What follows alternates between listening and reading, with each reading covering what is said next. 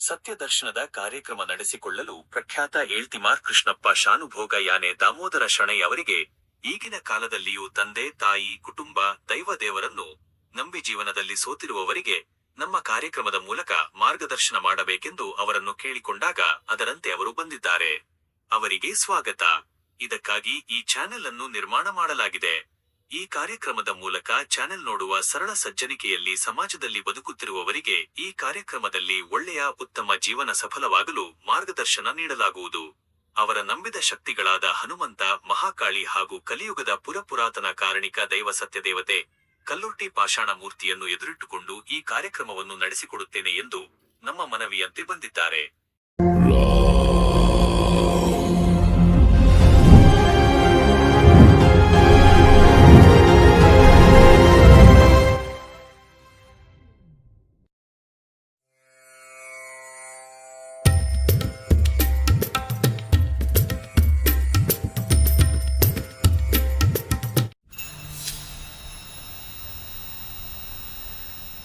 ನಮಸ್ಕಾರ. ಸತ್ಯದರ್ಶನ ಚಾನೆಲ್ಗೆ ಸ್ವಾಗತ. ನಮ್ಮ ಕಾರ್ಯಕ್ರಮಕ್ಕೆ ಆಗಮಿಸಿರುವ ಏಳ್ತಿಮಾರ್ ದಾಮೋದರ್ ಶಣೈ ಅವರಿಗೂ ನಮ್ಮ ಕಾರ್ಯಕ್ರಮಕ್ಕೆ ಸ್ವಾಗತ. ನಮಸ್ಕಾರ.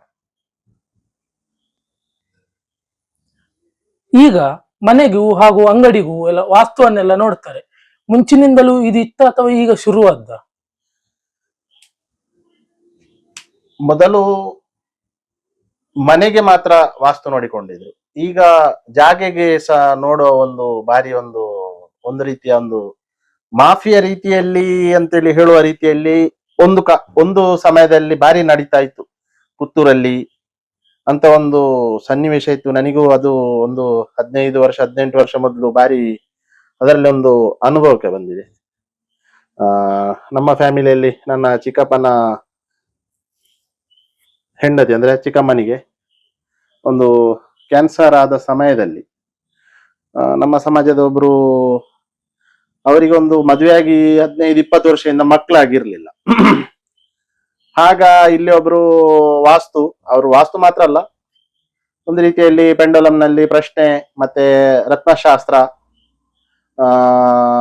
ಮತ್ತೆ ಜ್ಯೋತಿಷ್ಯ ಜಾತಕ ನೋಡಿ ಎಲ್ಲ ಅಭಿಪ್ರಾಯ ಹೇಳುವವರು ಒಬ್ರು ಬಾರಿ ಒಂದು ರೀತಿ ಸಿದ್ಧಿಯ ಎಲ್ಲ ತುಂಬಾ ಜ್ಞಾನ ಇರುವವರೊಬ್ರು ಬಂದಿದ್ರು.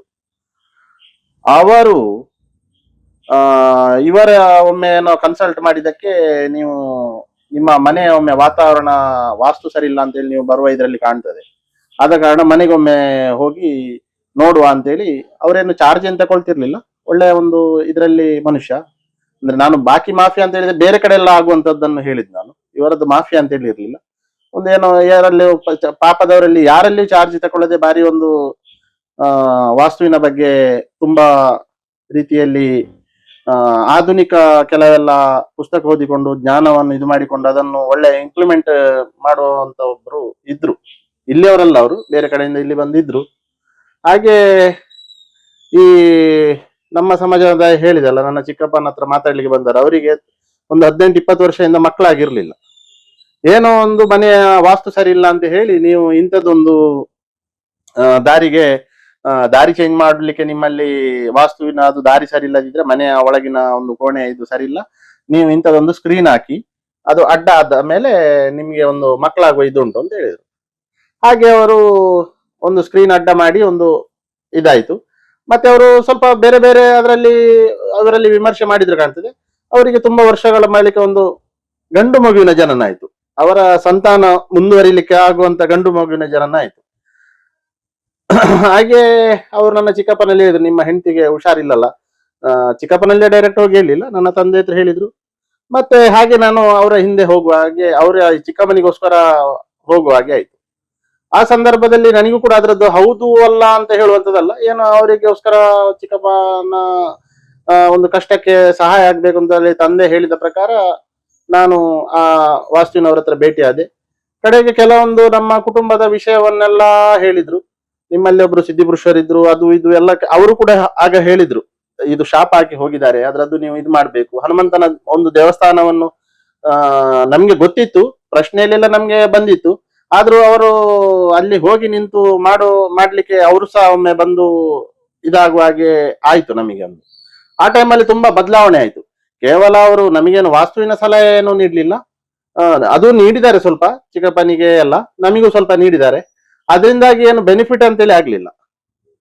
ಆದ್ರೆ ಆ ನನಗೆ ಈಗ ಈ ಧಾರ್ಮಿಕ ಆಧ್ಯಾತ್ಮಿಕ ಇದಕ್ಕೆ ಬಂದ ನಂತರ ಮುಖ್ಯವಾಗಿ ನನಗೆ ನಮ್ಮ ಹನುಮಂತನ ದೇವಸ್ಥಾನಕ್ಕೆ ನಾನು ಆ ಸಮಯದಲ್ಲಿ ಇವರು ಹೇಳಿ ಹೋದಾಗ ಅದರಿಂದ ತುಂಬಾ ಪ್ರಯೋಜನ ಆಗಿದೆ ಆ ಟೈಮಲ್ಲಿ. ಅದು ಇತ್ತೀಚೆಗೆ ಪುನಃ ಹನುಮಂತನ ಬಗ್ಗೆ ಜ್ಞಾನ ಬಂದಾಗ ಅಲ್ಲಿ ಹೋದಾಗ್ಲೂ ಅದೇ ಅನುಭವ ಆಯ್ತು. ಅಂತೇಳಿ ವಾಸ್ತುವಿನಿಂದ ಏನು ಆಗ್ಲಿಲ್ಲ ಅಂತೇಳಿ ಹೇಳ್ತೇನೆ ನಾನು. ಯಾಕೆಂತ ಹೇಳಿದ್ರೆ ವಾಸ್ತು ಎಂಬುದು ದೇವಸ್ಥಾನಕ್ಕೆ ಮಾತ್ರ ಜಾಗೆ ನೋಡಿಕೊಂಡು ಒಂದು ಆ ದಾರಿ ಈ ದಾರಿ ಅಂತೇಳಿ ಡಿಸೈಡ್ ಮಾಡುವಂತದ್ದು. ದೇವಸ್ಥಾನಕ್ಕೆ ಕೂಡ ಪೂರ್ವದ ದಾರಿಯನ್ನಿಟ್ಟೇ ದೇವರ ಗರ್ಭಗುಡಿ ಕೂಡ ಪೂರ್ವ ದಾರಿ ಇಡ್ತಾರೆ, ದೇವಸ್ಥಾನಕ್ಕೂ ಪೂರ್ವ ದಾರಿ ಇಡ್ತಾರೆ. ಆದ್ರೆ ಈಗಿನ ವಾಸ್ತುವಿನವರೆಲ್ಲ ಹೇಳುವಾಗ ಕೆಲವರಲ್ಲ ಹಲವರು ಹೆಚ್ಚಿನಾಗಿ ಈಶಾನ್ಯದ ದಾರಿಯನ್ನೇ ಹೇಳ್ತಾರೆ. ನಾನು ಆ ವಾಸ್ತುವಿನ ಬಗ್ಗೆ ಹೇಳಲಿಕ್ಕೆ ನಾನೇನು ದೊಡ್ಡ ವಾಸ್ತುವಿನಲ್ಲಿ ಪಂಡಿತ ಅಲ್ಲ. ಆದ್ರೂ ಸಾಮಾನ್ಯ ನಾನು ನೋಡಿದ ಪ್ರಕಾರ, ನಾನು ತಿಳ್ಕೊಂಡ ಜ್ಞಾನದ ಪ್ರಕಾರ ನನಗೂ ಪ್ರಶ್ನೆಯಲ್ಲಿ ಬರುದೆಂತ ಅಂತ ಹೇಳಿದ್ರೆ ಪೂರ್ವದ ದಾರಿಯೇ ಮುಖ್ಯ. ಪೂರ್ವ ಅಂತ ಹೇಳಿದ್ರೆ ರವಿ ಸೂರ್ಯ ಉದಯ ಆಗುವ ದಿಕ್ಕು, ಈಶಾನ್ಯ ಗುರುವಿನ ಒಂದು ದಿಕ್ಕು. ಗುರುವಿನ ದಿಕ್ಕಿನಲ್ಲಿ ನೀವು ದಾರಿ ಇಡುವಾಗ ಗುರುವಿನ ರೀತಿಯಲ್ಲಿ ಜೀವನ ಮಾಡಬೇಕು, ಎಲ್ಲಾ ಪರಿತ್ಯಾಗ ಮಾಡಿಕೊಂಡಿದ್ರೆ ಮಾತ್ರ.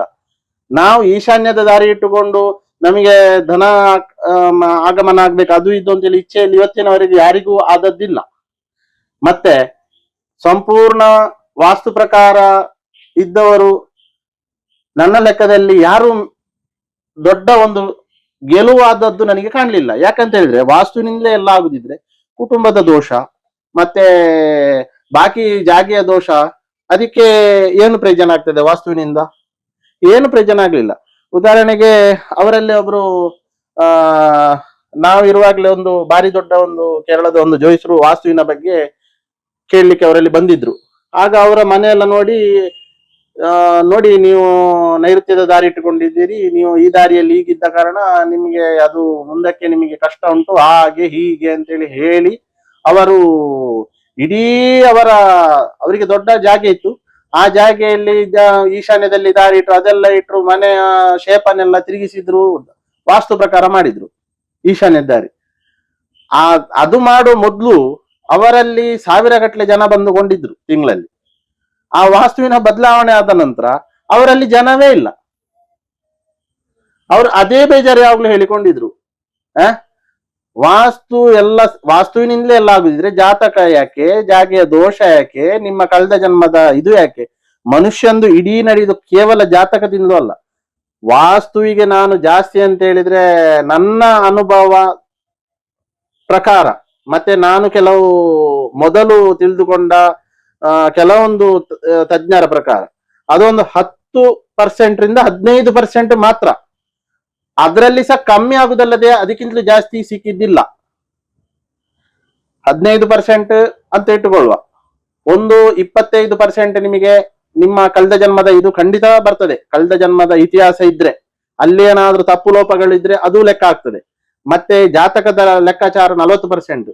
ಉಳಿದದ್ದು ನೀವು ಈ ಜನ್ಮದಲ್ಲಿ ಮಾಡಿದ, ನೀವು ಏನು ಗೊತ್ತಿದ್ದ ಏನೋ ಮಾಡಿದ ತಪ್ಪು ಒಪ್ಪುಗಳ ಪಾಪ ಪುಣ್ಯ ಲೆಕ್ಕ, ಮತ್ತೆ ನೀವು ನಿಂತ ಜಾಗೆಯ ದೋಷ ಇತ್ಯಾದಿಗಳು. ಇದು ಎಲ್ಲವೂ ಸೇರಿ 100ಕ್ಕೆ 100 ಯಾರಿಂದಲೂ ಮಾಡ್ಲಿಕ್ಕೆ ಸಾಧ್ಯ ಇಲ್ಲ. ಅವ ಎಲ್ಲಾ ಬಿಟ್ಟು ಆಧ್ಯಾತ್ಮಿಕ ಬಂದ್ರು ಅದು ಪರಿಪೂರ್ಣ ಅಂತ ಹೇಳಿ ಆಗುದಿಲ್ಲ. ಆದ ಕಾರಣ ವಾಸ್ತುವಿನ ಬಗ್ಗೆ ನಾನು ಹೇಳುವಂತದ್ದು, ಈಗ ದೇವಸ್ಥಾನದಲ್ಲಿ ಪೂರ್ವಕ್ಕೆ ದಾರಿ ಉಂಟು, ಮನೆಗೆ ಈಶಾನ್ಯ ದಾರಿ ಇಡ್ತೀರಿ. ಯಾಕೆ ದೇವಸ್ಥಾನಕ್ಕೆ ಈಶಾನ್ಯ ದಾರಿ ಇಡ್ಬೋದಲ್ಲ? ಹಾಗೆ ಆಗುದಿಲ್ಲ. ಮೊದ್ಲಿನ ಎಷ್ಟೋ ಪಾಪದವರ ಮನೆ, ಶ್ರೀಮಂತರ ಮನೆ ಕೂಡ ಪೂರ್ವದ್ದೇ ದಾರಿ ಇದ್ದದ್ದು. ಪೂರ್ವ ದಾರಿಯೇ ಮುಖ್ಯ. ಈಶಾನ್ಯ ದಾರಿ, ಆ ದಾರಿ, ಈ ದಾರಿ ಹಾಗೆ ನೋಡಿದ್ರೆ ಮನೆಯ ಯಜಮಾನನ ಒಂದು ನಕ್ಷತ್ರ ರಾಹುವಿನ ಸಂಬಂಧಪಟ್ಟ ನಕ್ಷತ್ರ ಆದ್ರೆ ಅವನಿಗೆ ನೈಋತ್ಯದ ದಾರಿ ಇಡಬೇಕು. ಈಗ ಒಂದು ನಿಮ್ಮ ಮನೆ ದೇವಸ್ಥಾನದ ಎದುರಿಗೆ ಉಂಟು ಅಂತ ಇಟ್ಟುಕೊಳ್ಳುವ, ದೇವಸ್ಥಾನಕ್ಕೆ ಪೂರ್ವದ ದಾರಿ ಉಂಟು. ನೀವು ಸಹ ಪೂರ್ವಕ್ಕೆ ದಾರಿ ಇಟ್ಟರೆ ದೇವರಿಗೆ ನೀವು ಬೆನ್ನು ಮಾಡಿ ದಾಗಿ ಆಗುದಿಲ್ವಾ? ನೀವು ನಿಜವಾಗಿ ಇಡ್ಬೇಕಾದ್ದು ಯಾವುದು? ಪಶ್ಚಿಮದ ಇಡ್ಬೇಕಾದ್ದು. ಈಗ ಉದಾಹರಣೆಗೆ ನಾನು ಒಂದು ಉದಾಹರಣೆ ಕೊಡುವಂತದ್ದು, ಉಪ್ಪಿನ ಅಂಗಡಿ ಆಚೆ ಹೋಗಿ ಅಲ್ಲಿ ಎಷ್ಟೋ ಮನೆ ಪಶ್ಚಿಮದ ದಿಕ್ಕಿನಲ್ಲಿ ಉಂಟು. ಆ ಮನೆಗೆ ಒಳಗೆ ಹೋಗುವ ಎಂಟ್ರೆನ್ಸ್ ಪಶ್ಚಿಮದ ದಿಕ್ಕಿನಲ್ಲಿ ಇದ್ದವರೆಲ್ಲ ಭಾರಿ ರಿಚೆಸ್ಟ್ ಇದ್ದಾರೆ. ಪೂರ್ವದ ದಿಕ್ಕಿನಲ್ಲಿ ಇದ್ದವರು ರಿಚ್ ಇಲ್ಲ. ಖಾಲಿ ದುಡ್ಡಿಗಾಗಿ ಮಾತ್ರ ವಾಸ್ತು ನಾನು ಹೇಳುವುದಿಲ್ಲ, ಅದರಲ್ಲಿ ಆರೋಗ್ಯ ಅದು ಎಲ್ಲವೂ ಉಂಟು. ದಿಕ್ಕಿನಲ್ಲಿ ಪ್ರತಿಯೊಂದು ದಿಕ್ಕಿನಲ್ಲಿ ದಕ್ಷಿಣದ ದಿಕ್ಕಿಟ ಮನೆಯವರು ಒಳ್ಳೆ ದುಡ್ಡು ಮಾಡ್ತಾರೆ, ಒಳ್ಳೆ ವ್ಯವಹಾರ ಮಾಡ್ತಾರೆ. ದಕ್ಷಿಣದ ದಿಕ್ಕು ಅಂತ ಹೇಳಿದ್ರೆ ನಿಮ್ಗೆ ಆ ರೀತಿಯ ಒಂದು ಗೆಲಪ್ ಕೊಡ್ತದೆ. ಅದಕ್ಕೆ ಸಿಂಹ ಕಂದಕಕ್ಕೆ ಹಾರುವಂತ ದಿಕ್ಕು ಅಂತ ಹೇಳ್ತಾರೆ. ಕಂದಕದಲ್ಲಿ ಬಿದ್ರೆ ಸತ್ತೋಯ್ತು ಅಂತ ಹೇಳ್ತಾರೆ. ಆದ್ರೆ ಸಿಂಹ ಅಷ್ಟು ಲೆಕ್ಕಾಚಾರ ಮಾಡಿಯೇ ಕಂದಕಕ್ಕೆ ಮೇಲೆ ಹಾರಿ ಅದು ಜಯಗಳಿಸ್ತದೆ. ಆದ ಕಾರಣ ದಿಕ್ಕು ಎಲ್ಲವೂ ಶುದ್ಧ ಉಂಟು.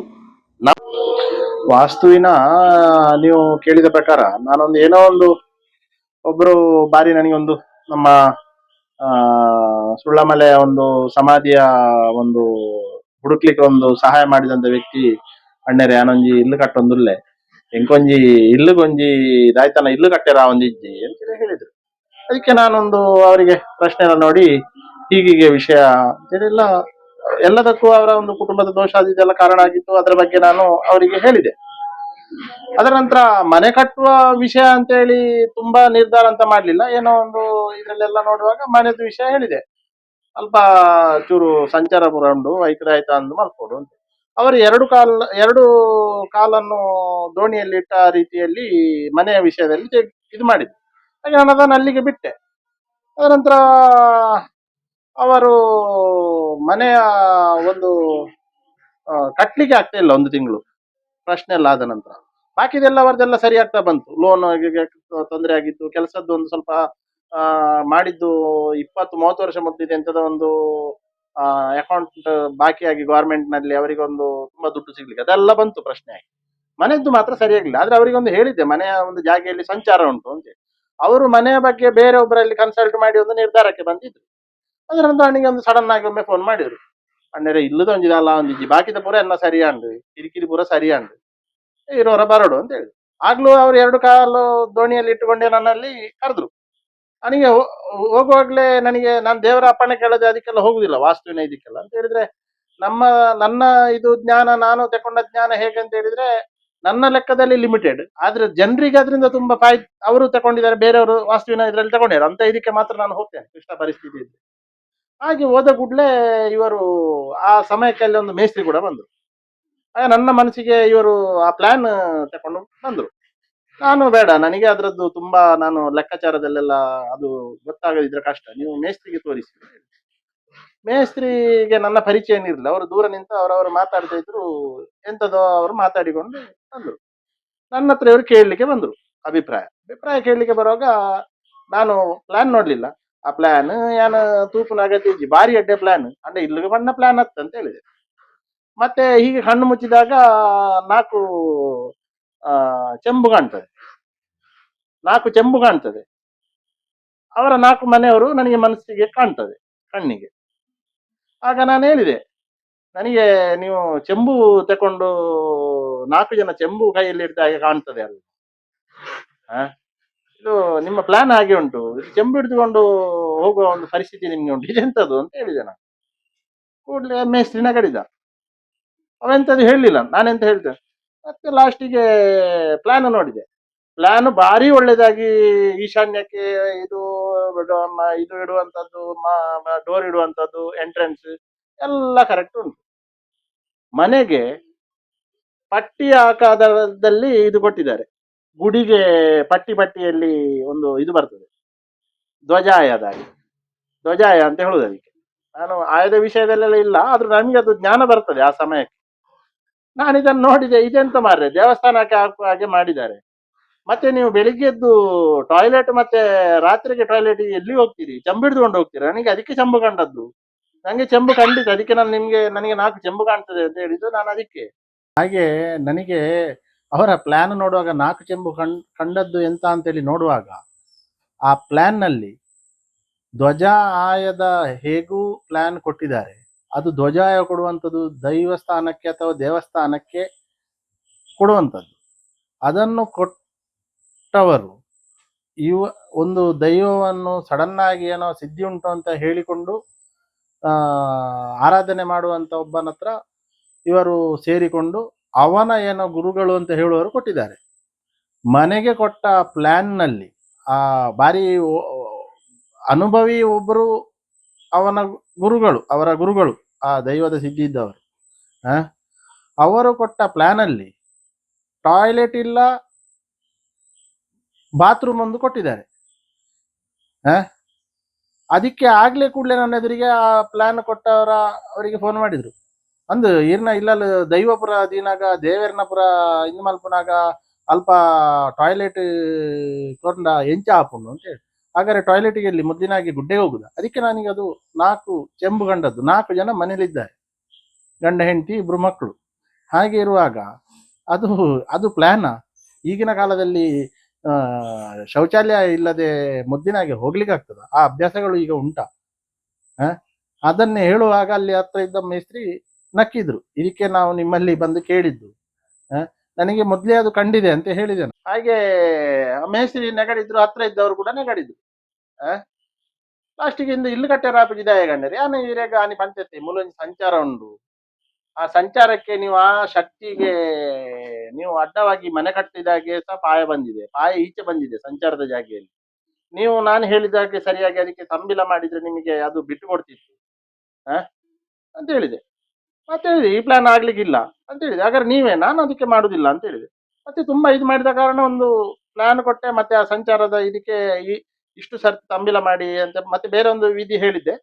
ಅದನ್ನು ಮಾಡಿ ಪ್ಲಾನ್ ಚೇಂಜ್ ಮಾಡಿ ಒಂದು ಒಳ್ಳೆ ವಾಸ್ತು ತಜ್ಞ ನಾನು ಹೇಳಿದೆ ಪೂರ್ವದ ಒಂದು ಇದು ಜಾಸ್ತಿ ಈಶಾನ್ಯದಿಂದ ತುಂಬಾ ಪೂರ್ವದ ದಿಕ್ಕಿಗೆ ಇದು ಇಡಬೇಕು ಅಂತ ಹೇಳಿದೆ. ಆ ಪ್ಲಾನ್ ಮಾಡಿದ ಕೂಡ್ಲೆ ಅವರದು ಒಂದು 12 ದಿವಸ ಆಗುವಂತದ್ದು ಪಾಯ ಹಾಕುವ ಕೆಲಸ ಖಾಲಿ 5 ದಿವಸದಲ್ಲಿ ಮುಗ್ದಿದೆ.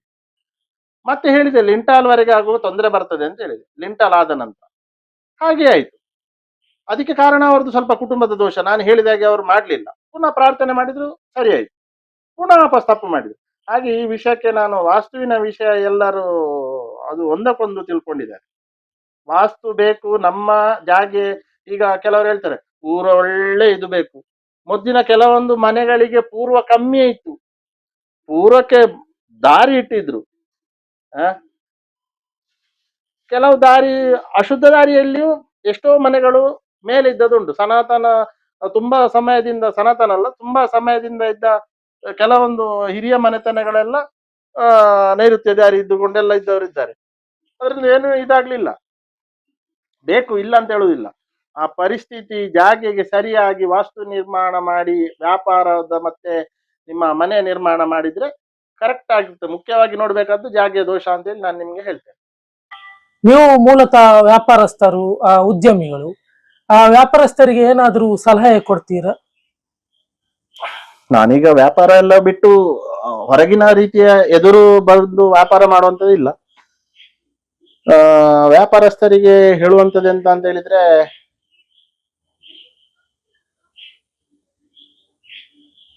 ವ್ಯಾಪಾರಸ್ಥರಿಗೆ ಈಗಿನ ಕಾಲದಲ್ಲಿ ಯಾವುದೇ ರೀತಿಯಲ್ಲಿ ಒಂದು ಸೌಕರ್ಯಗಳು ಸರಕಾರದಿಂದ ಇಲ್ವೇ ಇಲ್ಲ. ಉದಾಹರಣೆಗೆ ಒಂದು 25-30 ವರ್ಷ ಮೊದಲು ಒಂದು ಹರ್ಷಗುಪ್ತ ಅಂತೇಳಿ ಒಂದು AC ಅವರು ಬಂದಾಗ ಇಲ್ಲಿ ವರ್ತಕರಿಗೆ ಭಾರಿ ರೀತಿಯಲ್ಲಿ ರೈಡ್ಗಳು ಇತ್ಯಾದಿ ಎಲ್ಲ ಆಗುವಾಗ ಆಗಿನ MLA ಆಗಿರುವಂತವರು ಎಲ್ಲ ತುಂಬಾ ಸಹಕಾರ ಮಾಡಿದ್ದಾರೆ. ಈಗಿನವರು ಮಾಡ್ತಾ ಇಲ್ಲ ಅಂತ ಹೇಳುದಿಲ್ಲ. ಅದಕ್ಕೆ ಈಗ ಉದಾಹರಣೆಗೆ ನಮ್ಮ ಅಂಗಡಿ ಒಂದು AC ವಸಂತರಾವ್ ಅಂತ ಹೇಳುವ ಒಬ್ಬ ಯಾವುದೇ ಒಂದು ಇದಿಲ್ಲದೆ ಶನಿವಾರ ಸೆಕೆಂಡ್ ಸ್ಯಾಟರ್ಡೆ ಶುಕ್ರವಾರ ದಿವಸ ನೋಟಿಸ್ ಕೊಟ್ಟು ಶನಿವಾರ ದಿವಸ ಕೆಡವಿದ್ದಾರೆ. ಯಾವುದೇ ರೀತಿಯಲ್ಲಿ ಸರಿಯಾಗಿ ಅಳತೆ ಆದಿದೆಲ್ಲ ಮಾಡದೆ ಅವರಿಗೆ ಖುಷಿ ಬಂದಾಗಿ ತೆಗೆದಿದ್ದಾರೆ.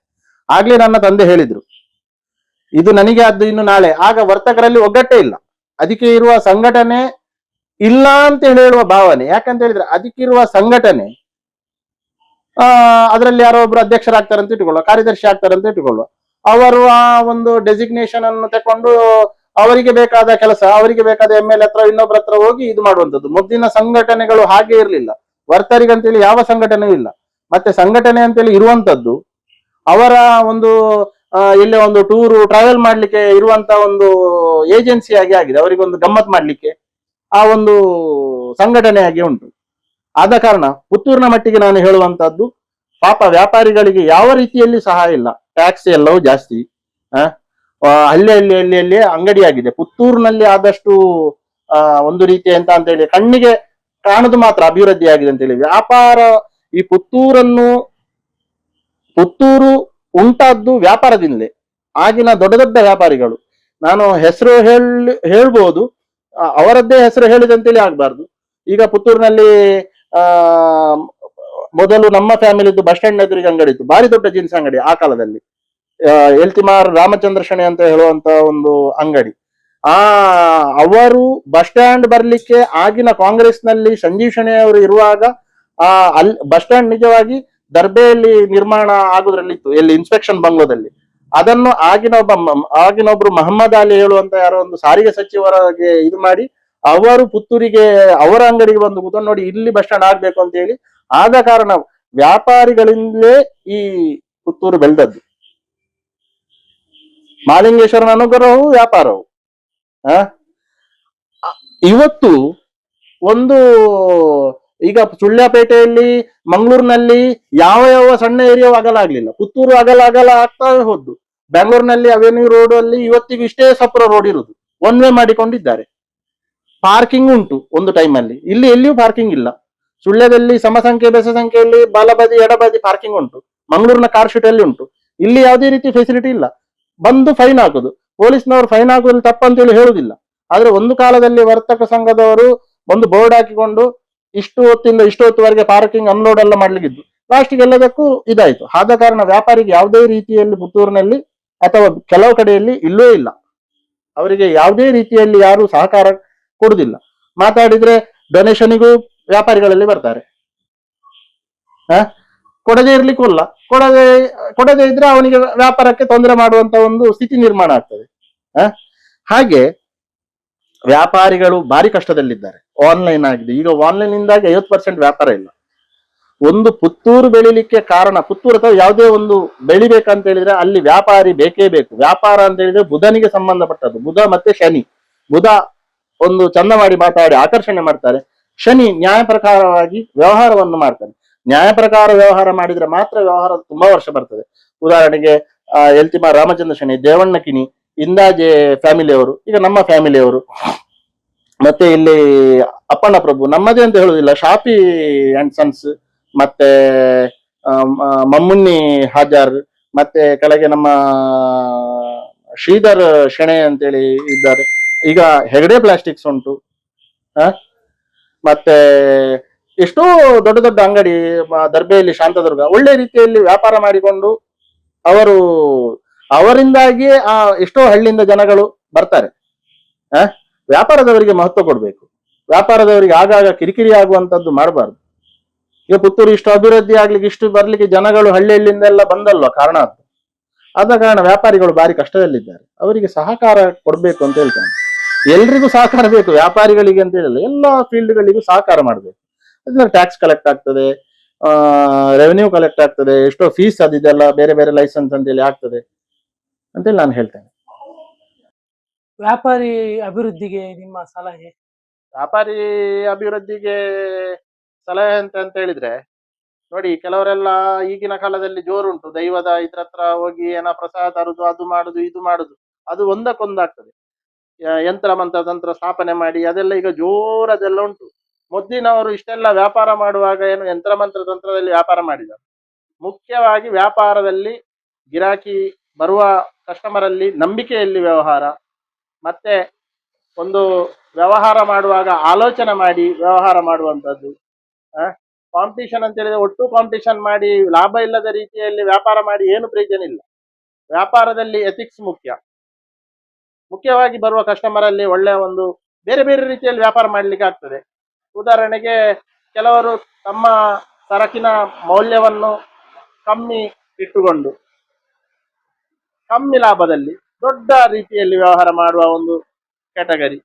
ಎರಡನೇ ಕ್ಯಾಟಗರಿ ತುಂಬಾ ವರ್ಷದಿಂದ ವ್ಯಾಪಾರ ಮಾಡಿಕೊಂಡಿದ್ದವರ ಅಲ್ಲಿ ಅವರೇ ಯಾವಾಗಲೂ ನಾವು ಅಲ್ಲಿಗೆ ಹೋಗುದು. ಸ್ವಲ್ಪ ರೇಟ್ ಜಾಸ್ತಿ ಹೆಚ್ಚು ಕಮ್ಮಿ ಆದ್ರೂ ಪರವಾಗಿಲ್ಲ, ಸಾಲ ಸಿಗ್ತದೆ, ಅವರ ಒಳ್ಳೆ ಬಾಂಧವ್ಯ, ನಾವು ಅವರೊಟ್ಟಿಗೆ ಉತ್ತಮ ಬಾಂಧವ್ಯ ಇಟ್ಟುಕೊಂಡು ಆ ರೀತಿಯಲ್ಲಿ ವ್ಯಾಪಾರ ಆಗ್ತದೆ. ಆ? ಮತ್ತೆ ಈಗಿನ ಕಾಲದಲ್ಲಿ ಎಂತ ಅಂತ ಹೇಳಿದ್ರೆ ಎಲ್ಲಾ ಸರಕು ಇದ್ದ ಅಂಗಡಿಗೆ ವ್ಯಾಪಾರ ಜಾಸ್ತಿ. ಆ? ಮತ್ತೆ ನಾನು ನೋಡಿದ ಮಟ್ಟಿಗೆ ನಮ್ಮ ನಮ್ಮ ಅಂಗಡಿ ಬಳಿಯಲ್ಲಿ ಒಬ್ರು ಬಾರಿ ಅವರು ಬಾರಿ ಒಂದು ಟೈಲರ್ ಕೆಲಸ ಮಾಡಿಕೊಂಡಿದ್ದವರು.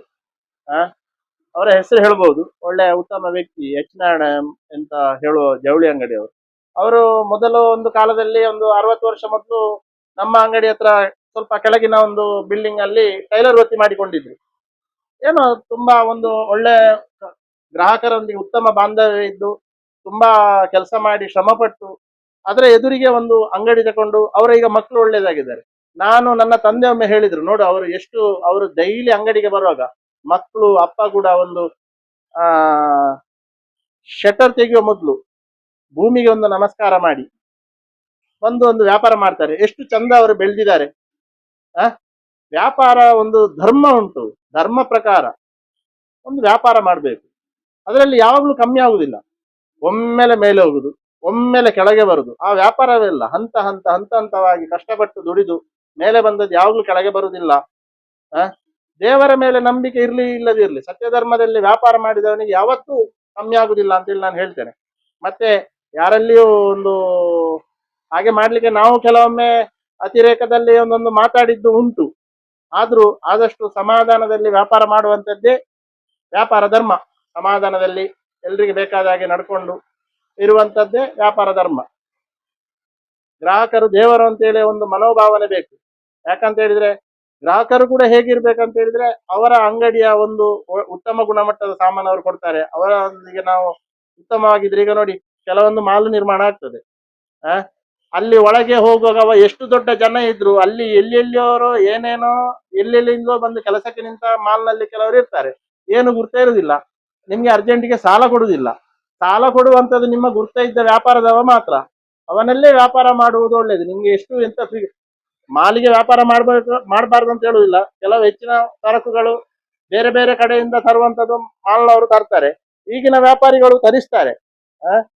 ಅಂತೇಳಿ ಒಂದೇ ಕಡೆಗೆ ನಮ್ಮ ವ್ಯಾಪಾರ ಕೇಂದ್ರೀಕೃತವಾಗಬಾರ್ದು. ಗ್ರಾಹಕರದ್ದು ವ್ಯಾಪಾರದವರು ಹಾಗೆ ಅಂಗಡಿ ಬಾಗಿಲಿಗೆ ಬರುವವರು ಲಕ್ಷ್ಮಿಯನ್ನು ತಕೊಂಡು ಬರ್ತಾರೆ.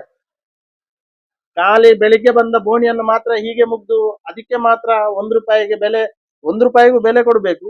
ಎಲ್ಲವೂ ಬೋಣಿ ಅಂತೇಳಿ ತಿಳ್ಕೊಂಡು ಅವನ ಬೋಣಿ ಆದ್ರೆ ಹಾಗೆ ಅದು ಉಂಟು, ಇಲ್ಲ ಅಂತ ಹೇಳುದು. ಅಂತ ಒಳ್ಳೆಯವರು ಬಂದ್ರು ಆಗ್ತದೆ. ಅದನ್ನೆಲ್ಲ ನೋಡಿಯೇ ಒಂದು ಸೈನ್ಸ್ ಹೌದು, ಅದಲ್ಲ ಅಂತ ಹೇಳುದಿಲ್ಲ.